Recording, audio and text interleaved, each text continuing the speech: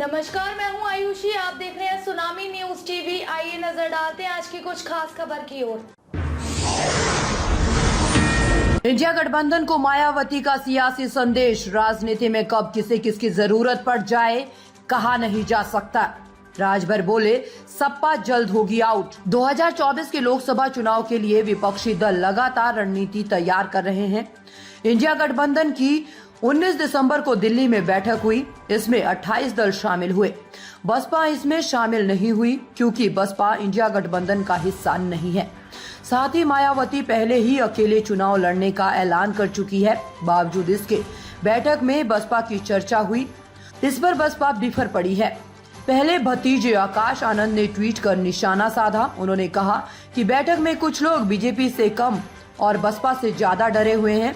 फिर मायावती ने इसे लेकर सभी दलों को नसीहत दे डाली। उन्होंने कहा कि बेफजूल कोई टीका टिप्पणी करना उचित नहीं है क्योंकि कब किसको किसकी जरूरत पड़ जाए कुछ भी कहा नहीं जा सकता।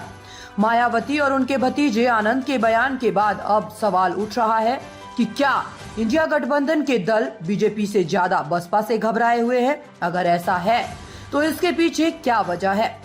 गुरुवार को मायावती ने इंडिया गठबंधन को लेकर बड़े बयान दिए। उन्होंने कहा कि विपक्ष के गठबंधन में बसपा सहित जो भी विपक्षी पार्टियां शामिल है उनके बारे में किसी को भी बेफिजूल कोई भी टीका टिप्पणी करना उचित नहीं है। इससे इनको बचना चाहिए। मेरी इनको यही सलाह है क्योंकि भविष्य में देश और जनहित में कब किसको किसकी जरूरत पड़ जाए ये कुछ भी कहा नहीं जा सकता।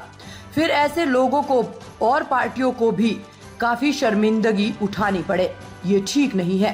दरअसल मायावती का ये बयान उन खबरों के बाद आया है जिसमें इंडिया गठबंधन की बैठक में सपा के राष्ट्रीय महासचिव प्रोफेसर राम गोपाल यादव ने कांग्रेस से इस गठबंधन में बसपा के शामिल न होने की दशा में सपा के गठबंधन से बाहर होने की बात कही थी।